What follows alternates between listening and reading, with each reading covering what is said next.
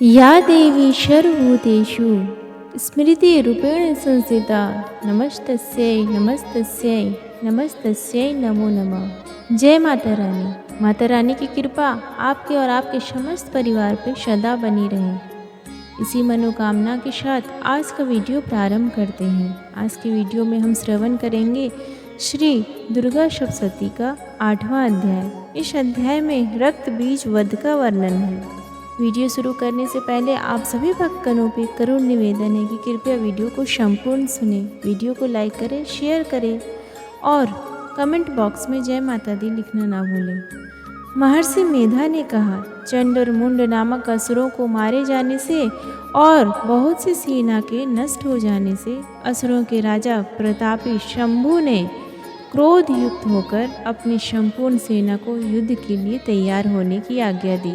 उसने कहा, अब उदय युद्ध नामक 86 असुर सेनापति अपनी सेनाओं के साथ युद्ध के लिए जाएं और कंबु नामक 84 सेनापति भी युद्ध के लिए जाएं और कोटि वीर नामक 50 सेनापति और धौम्रकुल नाम के 100 सेनापति प्रस्थान करें। कालक, दौहृद, मौर्य और कालके यह दैत्य भी मेरी आज्ञा से सजकर युद्ध के लिए कूच करे।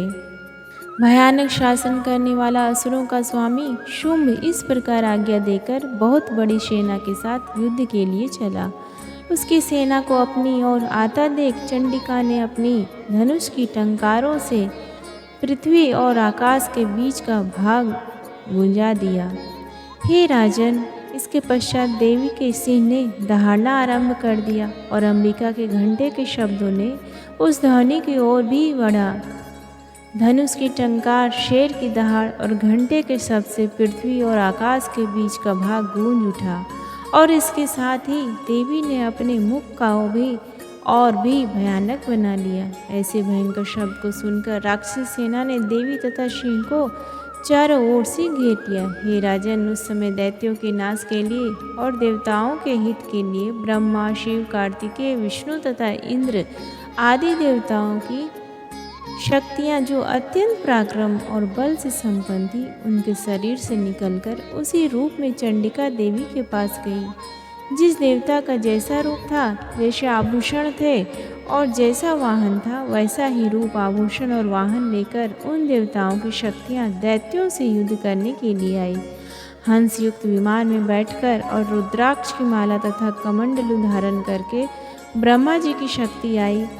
वृषभ पर सवार होकर, हाथ में त्रिशूल लेकर, महानाग का कंकण पहनकर और चंद्र रेखा से भूषित होकर भगवान शंकर की भांति शक्ति महेश्वरी आई और मोर पर आरूढ़ होकर हाथ में शक्ति लिए दैत्यों से युद्ध करने के लिए कार्तिकेय जी की शक्ति उन्हीं का रूप धारण करके आई। भगवान विष्णु की शक्ति गरुड़ पर सवार होकर शंख, चक्र, श्रांग, गदा, धनुष तथा खड्ग हाथ में लिए हुए श्री हरि की शक्ति वाराही, वाराह का शरीर धारण करके आई और नरसिंह के समान शरीर धारण करके उनकी शक्ति नारसिंह भी आई। उसकी गर्दन के झटकों से आकाश के तारे टूट पड़ते थे और इसी प्रकार देवराज इंद्र की शक्ति ऐन्द्री भी ऐरावत के ऊपर सवार होकर आई। पश्चात इन देव शक्तियों से घिरे हुए भगवान शंकर ने चंडिका से कहा, मेरी प्रसन्नता के लिए तुम शीघ्र ही इन असुरों को मारो। इसके पश्चात देवी के शरीर में से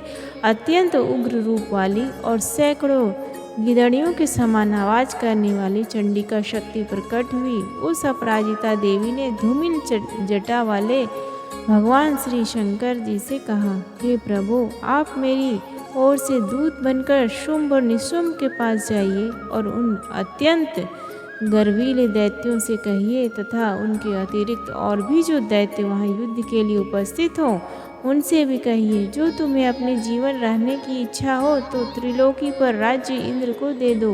देवताओं को उनका यज्ञ भाग मिलना आरंभ हो जाए और तुम पाताल को लौट जाओ। किंतु यदि बल के गर्व से तुम्हारी लड़ने की इच्छा हो तो फिर आ जाओ, तुम्हारे मान से मेरी योगिनियाँ तृप्त होंगी। चूँकि उस देवी ने भगवान शंकर को दूत के कार्य में नियुक्त किया था, इसलिए वह संसार में शिवदूती के नाम से भी विख्यात हुई। भगवान शंकर से देवी का संदेश पाकर उन दैत्यों के क्रोध का कोई आर पार न रहा और वह जिस स्थान पर देवी विराजमान थी वहां पहुँचे और जाने के साथ ही उस पर बाणों की शक्तियों से वर्षा करने लगी।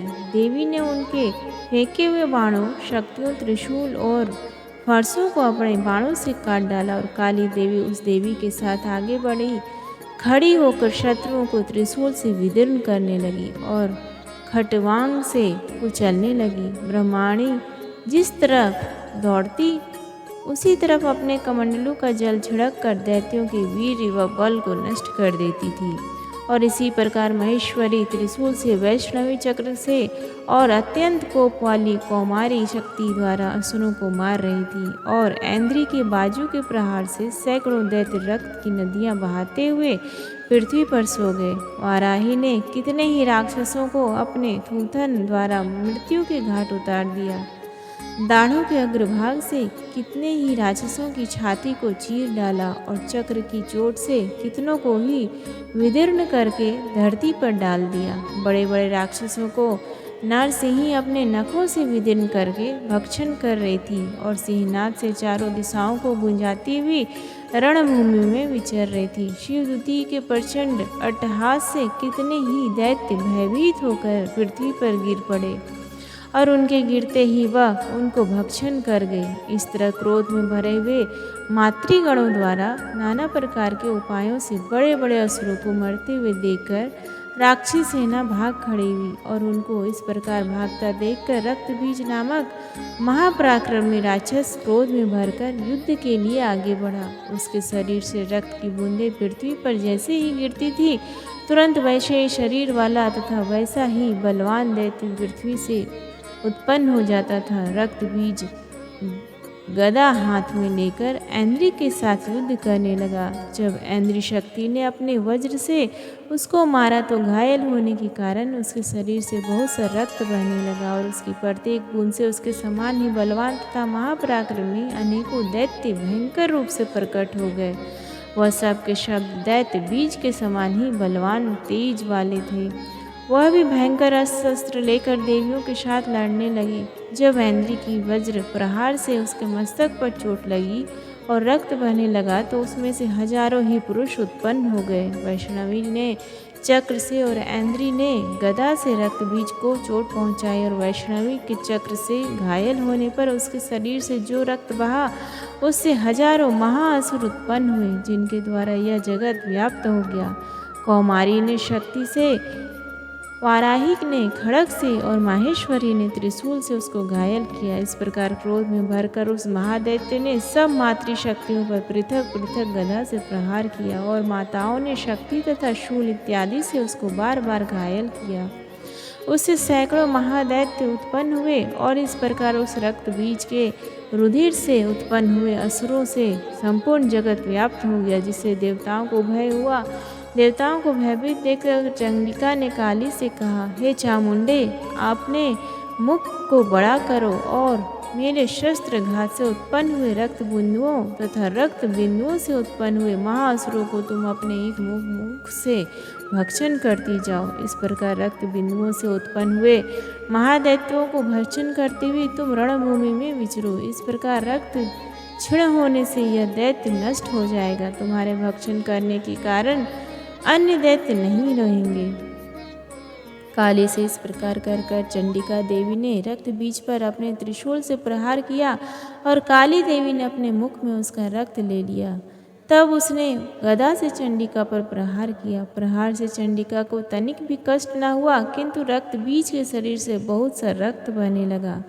लेकिन उसके गिरने के साथ ही काली ने उसको अपने मुख में ले लिया। काली के मुख में उस रक्त से जो असुर उत्पन्न हुए उनको उसने भक्षण कर लिया और रक्त को पीती गई। तदंतर देवी ने रक्त बीज को, जिसका कि खून काली ने पिया था, चंडिका ने उस दैत्य को वज्र, बाण, खड़ग तथा ऋषि इत्यादि से मार डाला। हे राजन, अनेक प्रकार के शस्त्रों को मारा हुआ और खून से वंचित वह महादैत्य रक्त बीज पृथ्वी पर गिर पड़ा। हे राजन, उसके गिरने से देवता अत्यंत प्रसन्न हुए और माताएं उन असुरों का रक्त पीने के पश्चात उद्यत होकर नृत्य करने लगी।